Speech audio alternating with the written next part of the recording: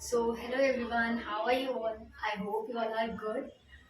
तो अभी मेरे साथ एक ट्रेजेडी हो गई. Actually I was recording my video. ठीक है, मैंने आप लोग देख रहे होंगे यहाँ पर मैं यहाँ तक पहुँच गई थी, मैंने पूरा पढ़ा भी दिया, but my video was not recorded.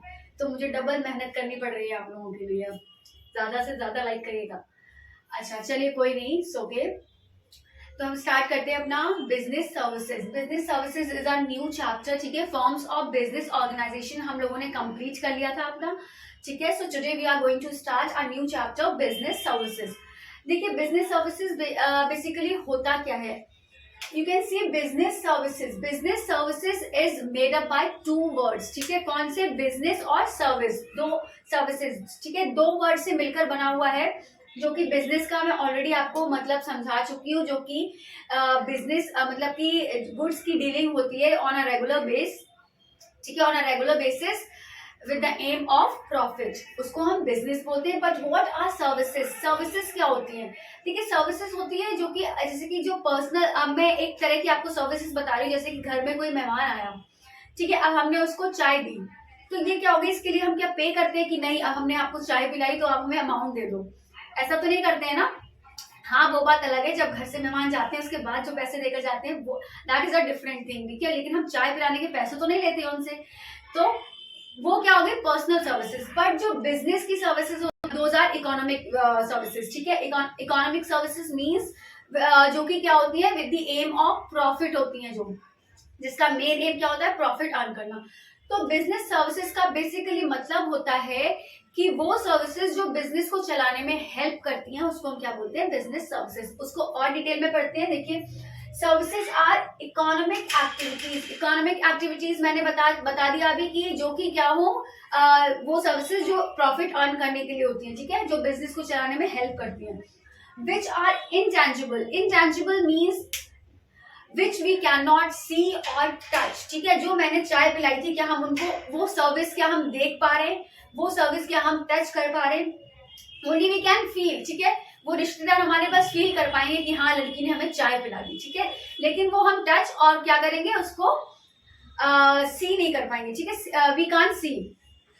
Next one is separately identifiable. Separately identifiable means कि हर कोई अपनी अपनी सर्विसेज अपने अपने अकॉर्डिंग देता है. मान लो मैंने चाय दी तो मैं I can't give in a proper way. ठीक है, मतलब कि हम लोग क्या करते हैं, ऐसे मतलब एक थोड़ी सी फॉर्मेलिटी होती है जो रिश्तेदारों के साथ, वो हम कर देते हैं. लेकिन अगर हमारी मम्मी लेकर आती है तो वो प्रॉपर वे में एकदम सिस्टमैटिक सब कुछ होता है. तो वो चीजें क्या होती है, मतलब कि मेरी जो सर्विस थी वो अलग थी, अब मेरी मदर की जो सर्विस है वो अलग होगी. तो वो चीजें होती है कि हर सर्विस क्या होती है, अपनी अपनी आइडेंटिटी रखती है. ठीक है, and provide satisfaction of wants. और क्या करती है, जो वांट्स होती है उसको सेटिस्फाइड करती है. ठीक है, तो क्या हो गया, basically what is business services. Services are economic activities which are intangible, separately identifiable and provide satisfaction of wants. ठीक है, नाउ देयर आर 5 फीचर्स. अब देखिए, सारे फीचर्स क्या हो रहे हैं, आई से स्टार्ट हो रहे हैं, आई से. तो इसको हम क्या लर्न करेंगे, I5. किस तरह से लर्न कर लेंगे इसको, I5. First one is intangibility. Intangibility I already explain की जो चीजें हम देख नहीं सकते, फील नहीं कर सकते, सॉरी टच नहीं कर सकते, उसको हम क्या बोलते हैं, इंटेंजिबिलिटी. ठीक है, next one is inconsistency. Inconsistency का मतलब होता है जो कि सेम नहीं होती है. जैसे कि मैं अपने बिजनेस में कोई रूल रेगुलेशन जो भी फॉलो कर रही हूँ, कोई प्रिंसिपल्स फॉलो कर रही हूँ, तो क्या होगा, कंसिस्टेंट का मतलब बता रही हूँ मैं, इनकंसिस्टेंसी का नहीं. ठीक है, तो वो क्या होता है, मतलब कि हमें सेम जब हम फॉलो करते हैं उसको हम बोलते हैं कंसिस्टेंट. ठीक है, लेकिन जब हम वो चीजें सेम फॉलो नहीं कर रहे हैं तो उसको हम बोलेंगे इनकंसिस्टेंसी. अब यहाँ क्या हो गया, इनकंसिस्टेंसी का मतलब हो गया कि हर किसी की सर्विसेज डिफरेंट होती हैं.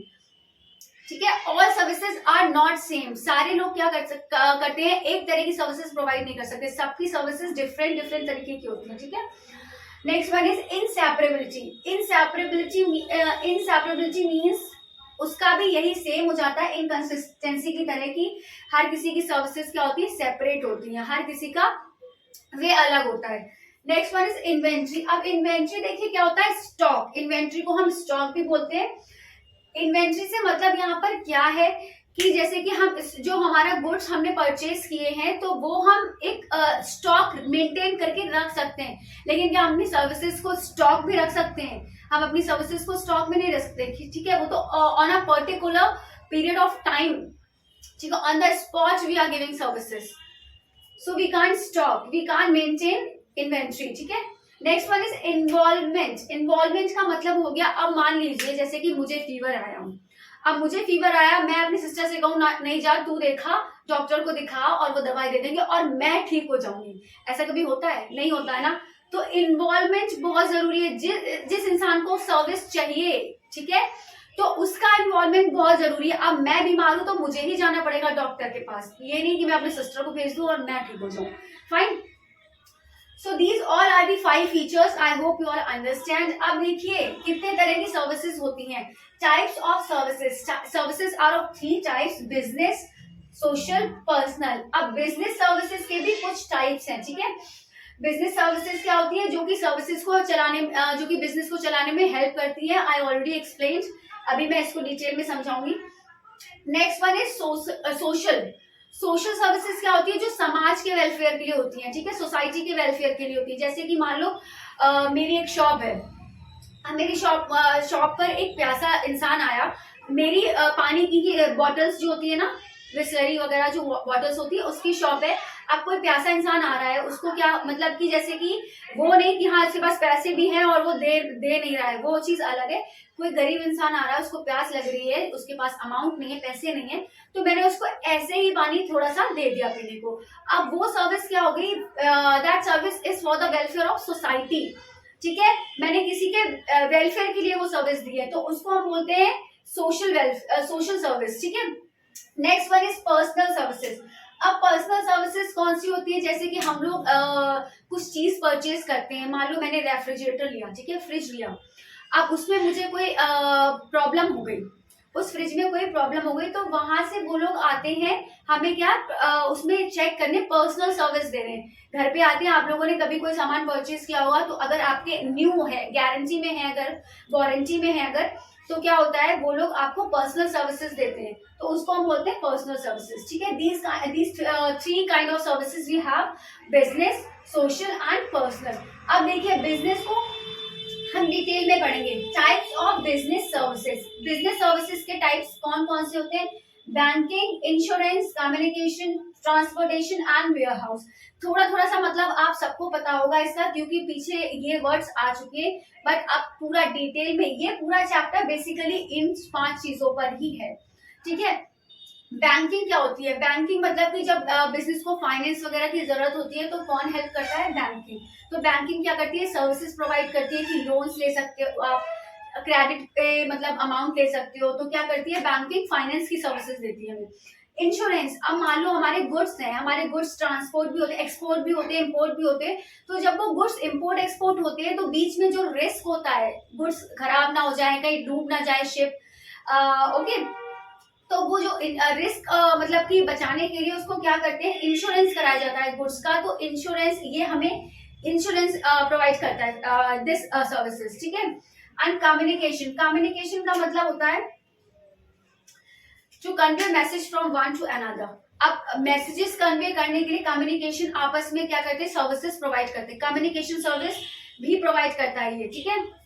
Next one is transportation.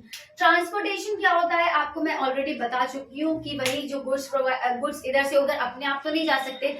अब गुड्स कैसे जाते हैं कि या तो शिप पर जाएंगे, शिप पर ही तो जाते हैं ना, और फिर जब सिटी टू सिटी होता है तो ट्रक्स में लोड होते हैं, और बहुत सारी बोगीज में भी लोड्स होते हैं कहीं जगह, तो क्या होता है? ये ट्रांसपोर्टेशन होता है। पीओपी, पॉप, और पॉप का मतलब हो गया प्लेस ऑफ प्रोडक्शन,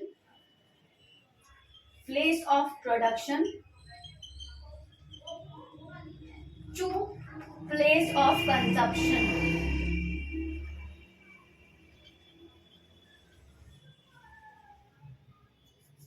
पॉप का मतलब होता है प्लेस ऑफ प्रोडक्शन, जहां गुड्स प्रोड्यूस हो रहे हैं, और पॉप का मतलब होता है प्लेस ऑफ कंजप्शन, जहां पर गुड्स कंज्यूम होंगे। जैसे कि मान लो मुझे कुछ लेना है, और वो गुड्स कहाँ पर, अमेरिका में प्रोड्यूस हो रहे हैं, वहां बन रहे हैं, लेकिन कंज्यूम कहाँ हो रहे हैं? इंडिया में, ठीक है।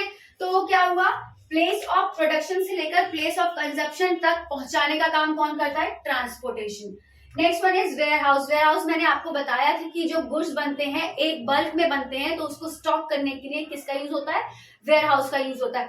अब वेयर हाउस का यूज कौन ये भी क्या प्रोवाइड करता है, सर्विसेज प्रोवाइड करता है। किस चीज की, कि गुड्स को हम मतलब इजीली उसको क्या कर सके, स्टॉक कर सके और कोई प्रॉब्लम ना हो, क्योंकि एक साथ इतना बल्क में सामान बनता है, प्रोड्यूस होते हैं गुड्स, तो एक साथ तो सारा मार्केट में नहीं चला जाता है। क्या करता है, धीरे धीरे निकालते हैं, धीरे धीरे गुड्स को निकाला जाता है।